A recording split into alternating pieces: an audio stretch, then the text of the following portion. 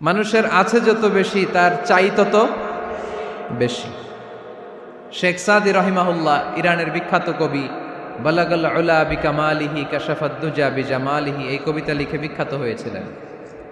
তো ওনার একটা সময়ে আর্থিক দৈন্যতা যাচ্ছিল, টাকা পয়সা ছিল না, ফলে পায়ে দেওয়ার মতো জুতা ছিল না। কি ছিল না? জুতা ছিল না। তো খুব আফসোস করে একদিন মনে মনে আল্লাহরে বলে, আল্লাহ আমি এত বড় কবি, আমার পায়ে দেওয়ার মতো জুতা নাই। আহা, আফসোস করে ঘর থেকে বের হয়েছে। বের হয়ে দেখে এক ভিক্ষুক ভিক্ষা করে, ওই ভিক্ষুকের দুইটা পাই নাই। ভিক্ষুকের দুইটা, আর কবি সাহেবের কি নাই? জুতা নাই।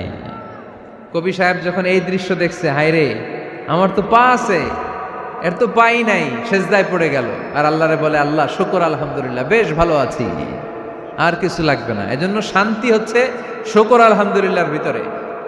শান্তি কিসের ভিতরে? শুকর আলহামদুলিল্লাহর ভিতরে। এজন্য আওয়াজ করে পড়েন আলহামদুলিল্লাহ। আপনার চাহিদার কোনোদিন শেষ হবে না।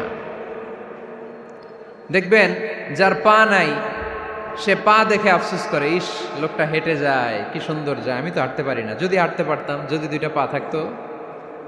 যার পা আছে সে সাইকেলওয়ালাদেরকে দেখে আফসোস করে, ইস আমার যদি একটা সাইকেল থাকতো তাহলে তার হাঁটা লাগতো না, সাইকেল দিয়ে বাজারে যেতাম।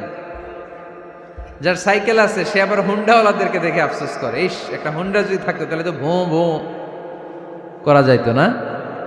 হুন্ডাওয়ালারও আফসোস আছে প্রাইভেট কারওয়ালাদের দেখে, তারা আফসোস করে, ইস আমার যদি একটা কার থাকতো তাহলে তো কার চালাইতে পারতাম। যাদের প্রাইভেট কার এদেরও আফসোস আছে, ইস আমার যদি একটা হেলিকপ্টার যদি থাকতো তাহলে তো উড়াল মারতে পারতাম, ঠিক কিনা? হেলিকপ্টারওয়ালাদেরও আফসোস আছে, আমার যদি একটা জেট প্লেন থাকতো, jet plane, private jet plane, prince Walid bin তালালের মতো 70% মেড অফ গোল্ড, তার একটা জেট প্লেন আছে, এটার 70% স্বর্ণ দিয়ে বানানো। তার মানে চাওয়ার কোনো শেষ আছে নাই। সুখ শান্তি যদি চান অলওয়েজ পড়বেন আলহামদুলিল্লাহ। কে পড়বেন? টাকা যার বেশি টেনশন তার বেশি। সাধারণত টাকা যার বেশি রোগ তার বেশি, টাকা যার বেশি শান্তি তার কম। আপনি খোঁজ নিয়ে দেখেন, 1000 কোটি টাকার মালিক, ঘরে শান্তি নাই, স্ত্রীর সাথে মনোমালিন্য, স্ত্রী যায় একদিকে, উনি যায় আরেকদিকে, পোলায় কই যায় পোলায় নিজেও জানে না, মেয়ের অবস্থা খারাপ, আরেক ছেলের সাথে হাঁটে। তো এই হচ্ছে এদের লাইফস্টাইল। সবাই না, আল্লাহওয়ালা যারা তারা ভিন্ন। রাতে এদের ঘুম হয় না, অনেকগুলো ঘুমের ট্যাবলেট খেয়ে ঘুমাতে হয়, ঘুম আসে না, ঘুম আসে না। কিন্তু রিক্সাওয়ালা, কুলিওয়ালা, দিনমজুর, এদের রোগবালাই আছে? কথা বলেন। খাওয়ার সমস্যা আছে, ঘুমের সমস্যা আছে, শুইলেই ঘুম আসে, যেখানে রাইত ওইখানেই কাইত।